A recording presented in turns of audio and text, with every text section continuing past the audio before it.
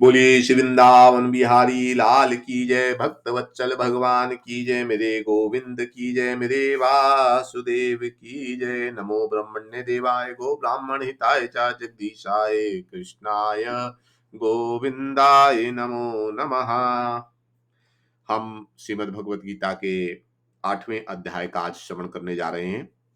पर भगवान की वाणी को सुनने से पहले आइए हम भगवान शंकर और माता पार्वती के संवाद को सुनते हैं। पद्म पुराण में भगवान शंकर ने माता पार्वती से 8वें अध्याय का महत्व बताया है। तो आइए आज हम भी उस 8वें अध्याय के महत्व का श्रवण करें। भगवान शिव कहते हैं, देवी अब 8वें अध्याय का महात्म सुनो।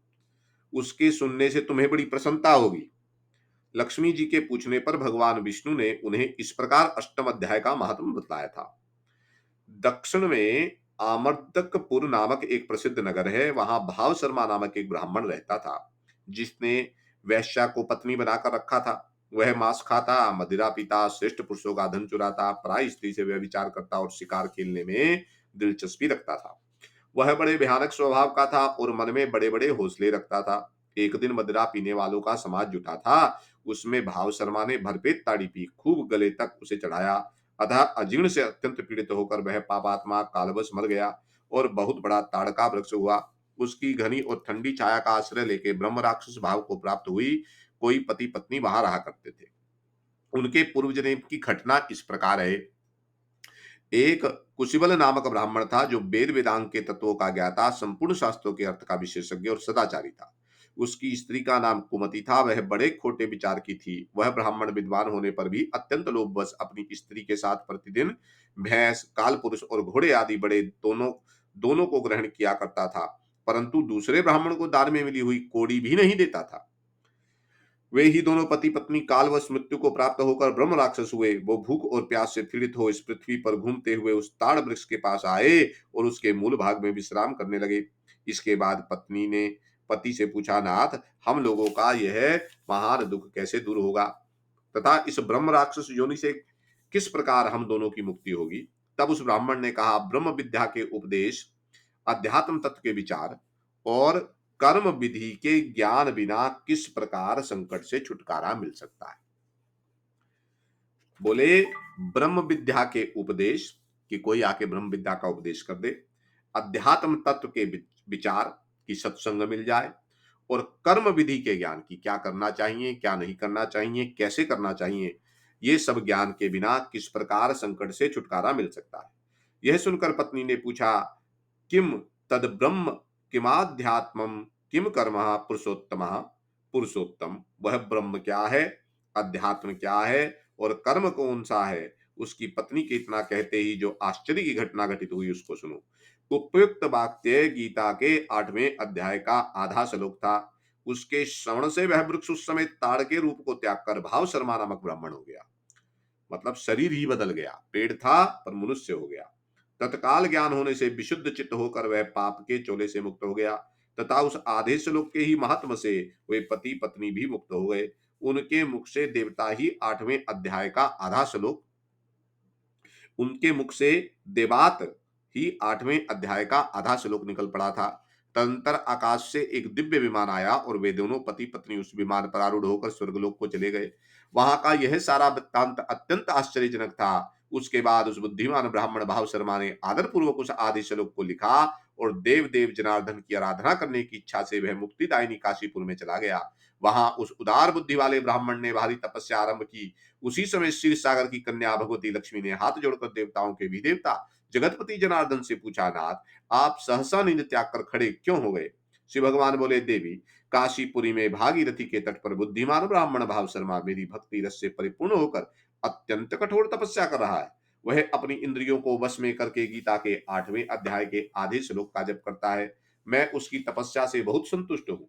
बहुत देर से उसकी तपस्या के अनुरूप फल का विचार कर रहा हूँ। प्रिय, इस समय वह फल देने को मैं उत्कंठित हूँ। पार्वती जी ने पूछा, भगवान, श्री हरि सदा प्रसन्न होने पर भी जिसके लिए चिंतित हो उठते थे, उस भगवत भक्त भाव शर्मा से कौन सा फल प्राप्त किया? श्री महादेव जी बोले, देवी, दुज श्रेष्ठ भाव शर्मा प्रसन्न हुए भगवान विष्णु के प्रसाद को पाकर अत्यंत सुख अर्थात मोक्ष को प्राप्त हुआ और उसके अन्य वंशज भी जो नरक यातना में पड़े थे, उसी के शुद्ध कर्म से भगवत धाम को प्राप्त हुए। पार्वती, यह 8वें अध्याय का महात्म थोड़े में ही तुम्हें बताया, इस पर सदा विचार करते रहना चाहिए।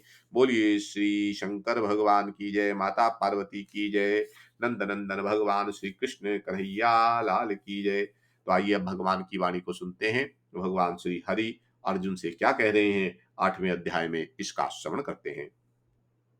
श्री परमात्मने नमः। 8वां अध्याय। इस प्रकार भगवान के वचनों को ना समझकर अर्जुन बोले, हे पुरुषोत्तम, जिसका आपने वर्णन किया वह ब्रह्म क्या है, अध्यात्म क्या है, कर्म क्या है और आदिभूत नाम से क्या कहा गया है, आदिदेव नाम से क्या कहा जाता है। हे मधुसूदन, यहाँ आदि यज्ञ कौन है और वह इस शरीर में कैसे है, और युक्त चित्त वाले पुरुषों द्वारा अंत समय में आप किस प्रकार जानने में आते हैं। इस प्रकार अर्जुन के प्रश्न करने पर श्री कृष्ण भगवान बोले, हे अर्जुन, परम अक्षर अर्थात जिसका कभी नाश नहीं हो, ऐसा सच्चिदानंद घन परमात्मा तो ब्रह्म है, और अपना स्वरूप अर्थात जीवात्मा अध्यात्म नाम से कहा जाता है, तथा भूतों के भाव को उत्पन्न करने वाला शास्त्र विहित यज्ञ दान और होम आदि के निमित्त जो द्रव्यदिकाओं का त्याग है, वह कर्म नाम से कहा गया है। उत्पत्ति विनाश धर्म वाले सब पदार्थ आदिभूत हैं, और हृण में पुरुष आदि देव है। और हे धाधारियों में श्रेष्ठ अर्जुन, इस शरीर में वासुदेव ही विष्णु रूप से आदि यज्ञ है। और जो पुरुष अंतकाल में मेरे को ही स्मरण करता हुआ शरीर को त्याग कर जाता है, वह मेरे साक्षात स्वरूप को प्राप्त होता है, इसमें कुछ भी संशय नहीं है। कारण कि हे कुंती पुत्र अर्जुन, यह मनुष्य अंतकाल में जिस जिस भी भाव को स्मरण करता हुआ शरीर को त्यागता है, उसी को ही प्राप्त होता है, परंतु सदा उसी ही भाव को चिंतन करता हुआ, क्योंकि सदा जिस भाव का चिंतन करता है, अंतकाल में भी प्रायः उसी का स्मरण होता है। इसलिए हे अर्जुन, तू सब में निरंतर मेरा स्मरण कर और युद्ध भी कर। इस प्रकार मेरे में अर्पण किए हुए मन बुद्धि से युक्त हुआ, निस्संदेह मेरे को ही प्राप्त होगा। हे पार्थ, यह नियम है कि परमेश्वर के ध्यान के अभ्यास रूप योग से युक्त, अन्य तरफ ना जाने वाले, चित्त से निरंतर चिंतन करता हुआ पुरुष परम प्रकाश रूप दिव्य पुरुष को अर्थात परमेश्वर को ही प्राप्त होता है। इससे जो पुरुष सर्वज्ञ अनादि सबके नियंता, सूक्ष्म से भी अति सूक्ष्म, सबके धारण पोषण करने वाले अचिंत्य स्वरूप सूर्य के सदस्य नित्य चेतन प्रकाश रूप अविद्या से अति परे शुद्ध सच्चिदानंद घन परमात्मा को स्मरण करता है, वह भक्ति युक्त पुरुष अंतकाल में भी योग बल से भुकुटी के मध्य में प्राण को अच्छी प्रकार स्थापित करके फिर निश्चर बल से स्मरण करता हुआ उस दिव्य स्वरूप परम पुरुष परमात्मा को ही प्राप्त होता है। हे अर्जुन, वेद के जानने वाले विद्वान जिस सच्चिदानंद घन स्वरूप परम पद को ओमकार नाम से कहते हैं, और आसक्ति रहित यत्नशील महात्मा जन जिसमें प्रवेश करते हैं, तथा जिस परम पद को चाहने वाले ब्रह्मचार्य का आचरण करते हैं, उस परम पद को तेरे लिए संक्षेप से कहूंगा। हे अर्जुन, जब इंद्रियों के द्वारों को रोककर अर्थात इंद्रियों को विषयों से हटाकर तथा मन को हृदय में स्थित करके और अपने प्राण को मस्तक में स्थापन करके योगाधारण में स्थित हुआ, जो पुरुष ओम ऐसे इस एक अक्षर रूप ब्रह्म का उच्चारण करता है और उसके अर्थ स्वरूप मेरे को चिंतन करता हुआ शरीर को त्याग कर जाता है, वह पुरुष परम गति को प्राप्त होता है। हे अर्जुन, जो पुरुष मेरे में अनन्य चित्त से स्थित हुआ सदा ही निरंतर मेरे को स्मरण करता है, उस निरंतर मेरे में युक्त हुए योगी के लिए मैं सुलभ हूँ अर्थात सहज ही प्राप्त हो जाता हूँ। वे परम सिद्धि को प्राप्त हुए महात्मा जन मेरे को प्राप्त होकर दुख के स्थान रूप क्षणभंगुर पुनर्जन्म को नहीं प्राप्त होते, क्योंकि हे अर्जुन, ब्रह्मलोक से लेकर सब लोग पुनरावर्ती स्वभाव वाले अर्थात जिनको प्राप्त होकर पीछे संसार में आना पड़े, ऐसे हैं। परंतु हे कुंती पुत्र, मेरे को प्राप्त होकर उसका पुनर्जन्म नहीं होता, क्योंकि मैं कालातीत हूँ और यह सब ब्रह्मादिक के लोग काल करके अवधि वाले होने से अनित्य है। हे अर्जुन, ब्रह्मा का जो एक दिन है उसको 1000 चौकड़ी युग तक अवधि वाला, और रात्रि को भी 1000 चौकड़ी युग तक अवधि वाले जो पुरुष तत्व से जानते हैं अर्थात काल करके अविधि वाला होने से ब्रह्मलोक को भी अनित्य जानते हैं, वे योगी जन काल के तत्व को जानने वाले हैं। इसलिए वे यह भी जानते हैं कि संपूर्ण दृश्यमात भूतगण ब्रह्मा के दिन के प्रवेश काल में अव्यक्त से अर्थात ब्रह्म के सूक्ष्म शरीर से उत्पन्न होते हैं, और ब्रह्मा की रात्रि के प्रवेश काल में उस अव्यक्त नामक ब्रह्मा के सूक्ष्म शरीर में ही लय होते हैं। वह भी यह भूत समुदाय उत्पन्न हो होकर प्रकृति के बस में हुआ रात्रि के प्रवेश काल में लय होता है और दिन के प्रवेश काल में फिर उत्पन्न होता है। हे अर्जुन, इस प्रकार ब्रह्मा के 100 वर्ष पूर्ण होने से अपने लोक सहित ब्रह्मा भी शांत हो जाता है, परंतु उस अव्यक्त से भी अति परे दूसरा अर्थात विलक्षण जो सनातन अव्यक्त भाव है, वह सच्चिदानंद घन पूर्ण ब्रह्म परमात्मा सब भूतों के नष्ट होने पर भी नष्ट फिर भी नहीं नष्ट होता। जो वह अव्यक्त अक्षर ऐसा कहा गया है, उस ही अक्षर नामक अव्यक्त भाव को परम गति कहते हैं। तथा जिस सनातन अव्यक्त भाव को प्राप्त होकर मनुष्य पीछे नहीं आते, वह मेरा परम धाम है। और हे पार्थ, जिस परमात्मा के अंतर्गत सर्वभूत है और जिस सच्चिदानंद घन परमात्मा से यह सब जगत परिपूर्ण है, वह सनातन अव्यक्त परम पुरुष अनन्य भक्ति से प्राप्त होने योग्य है।